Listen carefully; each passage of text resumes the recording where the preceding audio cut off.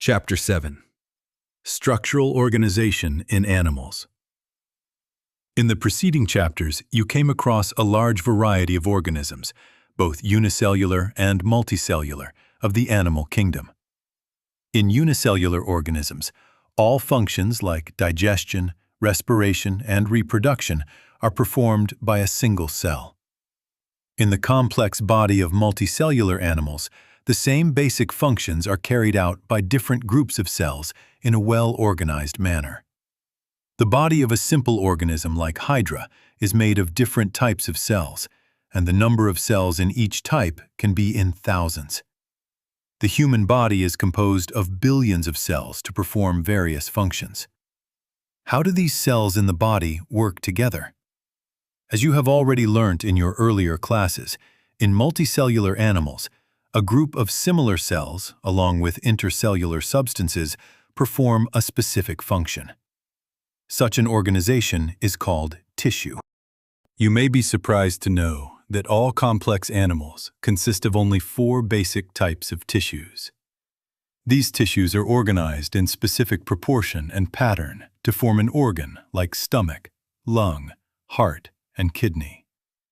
When 2 or more organs perform a common function by their physical and/or chemical interaction, they together form organ system. For example, digestive system, respiratory system, etc.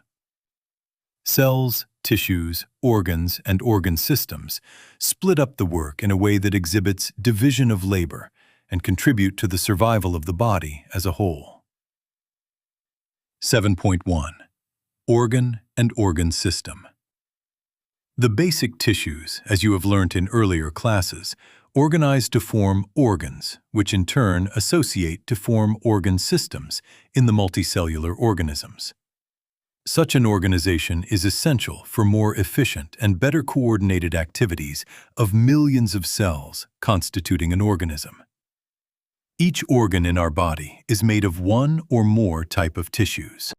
For example, our heart consists of all the 4 types of tissues, that is, epithelial, connective, muscular, and neural.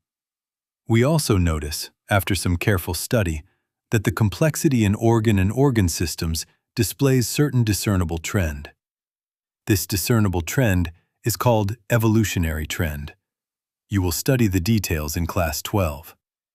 In this chapter, you are being introduced to morphology and anatomy of frog.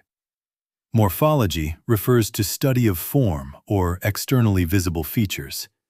In the case of plants or microbes, the term morphology precisely means only this.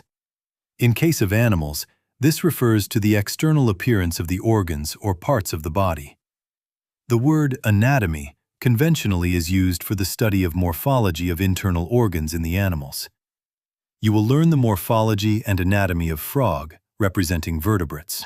7.2. Frogs. Frogs can live both on land and in fresh water, and belong to class Amphibia of phylum Chordata. The most common species of frog found in India is Rana tigrina.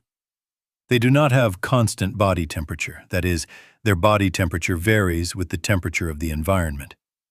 Such animals are called cold-blooded or poikilotherms. You might have also noticed changes in the color of the frogs while they are in grasses and on dry land. They have the ability to change the color to hide them from their enemies, camouflage.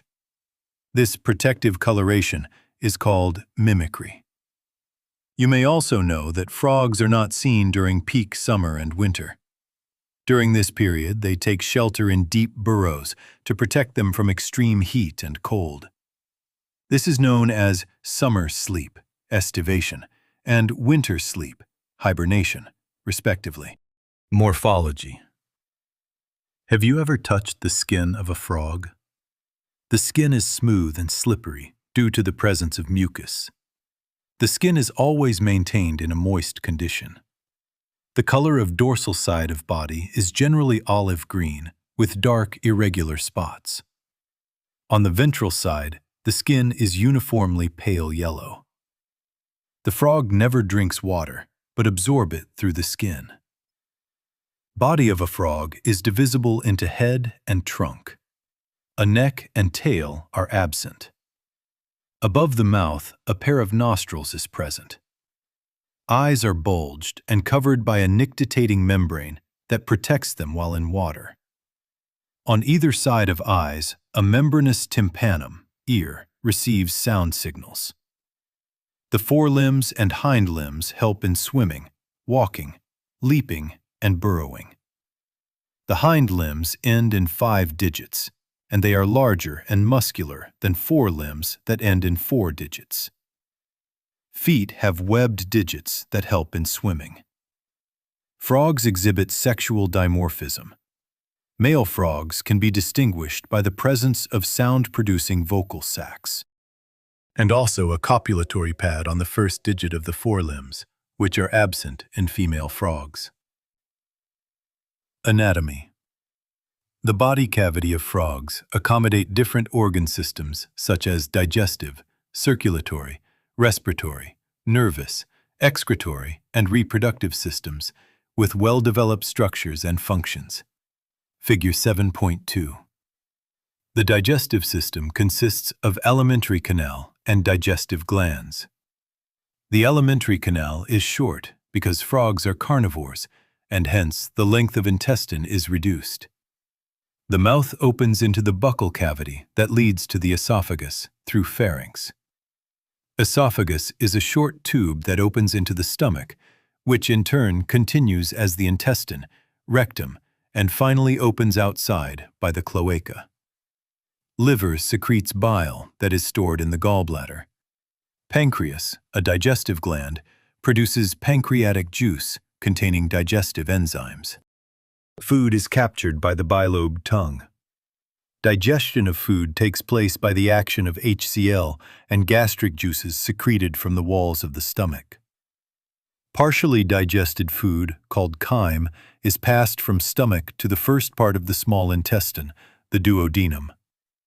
The duodenum receives bile from gallbladder and pancreatic juices from the pancreas through a common bile duct. Bile emulsifies fat, and pancreatic juices digest carbohydrates and proteins. Final digestion takes place in the intestine. Digested food is absorbed by the numerous finger-like folds in the inner wall of intestine called villi and microvilli. The undigested solid waste moves into the rectum and passes out through cloaca. Frogs respire on land and in the water by 2 different methods. In water, skin acts as aquatic respiratory organ, cutaneous respiration. Dissolved oxygen in the water is exchanged through the skin by diffusion. On land, the buccal cavity, skin, and lungs act as the respiratory organs. The respiration by lungs is called pulmonary respiration. The lungs are a pair of elongated, pink-colored sac-like structures present in the upper part of the trunk region, thorax. Air enters through the nostrils into the buccal cavity and then to lungs. During estivation and hibernation, gaseous exchange takes place through skin. The vascular system of frog is well-developed closed type. Frogs have a lymphatic system also. The blood vascular system involves heart, blood vessels, and blood. The lymphatic system consists of lymph, lymph channels, and lymph nodes. Heart is a muscular structure situated in the upper part of the body cavity. It has 3 chambers, 2 atria, and 1 ventricle, and is covered by a membrane called pericardium. A triangular structure called sinus venosus joins the right atrium. It receives blood through the major veins called vena cava. The ventricle opens into a sac-like conus arteriosus on the ventral side of the heart. The blood from the heart is carried to all parts of the body by the arteries, arterial system. The veins collect blood from different parts of the body to the heart and form the venous system. Special venous connection between liver and intestine, as well as the kidney and lower parts of the body, are present in frogs. The former is called hepatic portal system, and the latter is called renal portal system. The blood is composed of plasma and cells. The blood cells are RBC, red blood cells, or erythrocytes, WBC, white blood cells, or leukocytes, and platelets. RBCs are nucleated and contain red-colored pigment, namely hemoglobin. The lymph is different from blood. It lacks few proteins and RBCs. The blood carries nutrients, gases, and water to the respective sites during the circulation. The circulation of blood is achieved by the pumping action of the muscular heart. The elimination of nitrogenous wastes is carried out by a well-developed excretory system. The excretory system consists of a pair of kidneys, ureters, cloaca, and urinary bladder. These are compact, dark red and bean-like structures situated a little posteriorly in the body cavity on both sides of vertebral column. Each kidney is composed of several structural and functional units called uriniferous tubules, or nephrons. Two ureters emerge from the kidneys in the male frogs. The ureters act as urinogenital duct, which opens into the cloaca. In females, the ureters and oviduct open separately in the cloaca. The thin-walled urinary bladder is present ventral to the rectum, which also opens in the cloaca. The frog excretes urea and thus is a ureotelic animal. Excretory wastes are carried by blood into the kidney, where it is separated and excreted. The system for control and coordination is highly evolved in the frog. It includes both neural system and endocrine glands. The chemical coordination of various organs of the body is achieved by hormones which are secreted by the endocrine glands. The prominent endocrine glands found in frog are pituitary, thyroid, parathyroid, thymus, pineal body, pancreatic islets, adrenals, and gonads. The nervous system is organized into a central nervous system, brain and spinal cord, a peripheral nervous system, cranial and spinal nerves, and an autonomic nervous system, sympathetic and parasympathetic. There are 10 pairs of cranial nerves arising from the brain. Brain is enclosed in a bony structure called brain box, cranium. The brain is divided into forebrain, midbrain, and hindbrain. Forebrain includes olfactory lobes, paired cerebral hemispheres, and unpaired diencephalon. The midbrain is characterized by a pair of optic lobes. Hindbrain consists of cerebellum and medulla oblongata.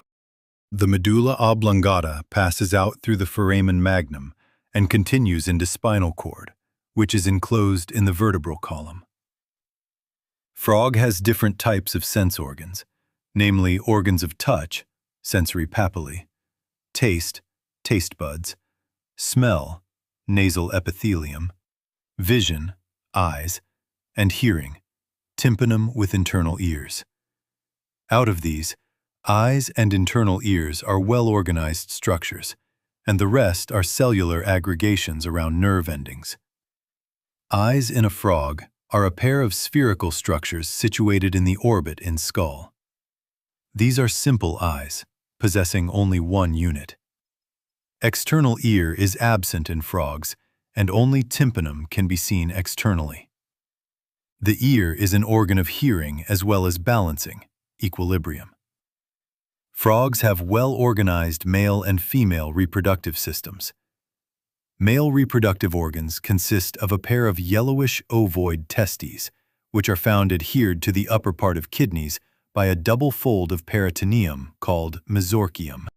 Vasa efferentia are 10 to 12 in number that arise from testes.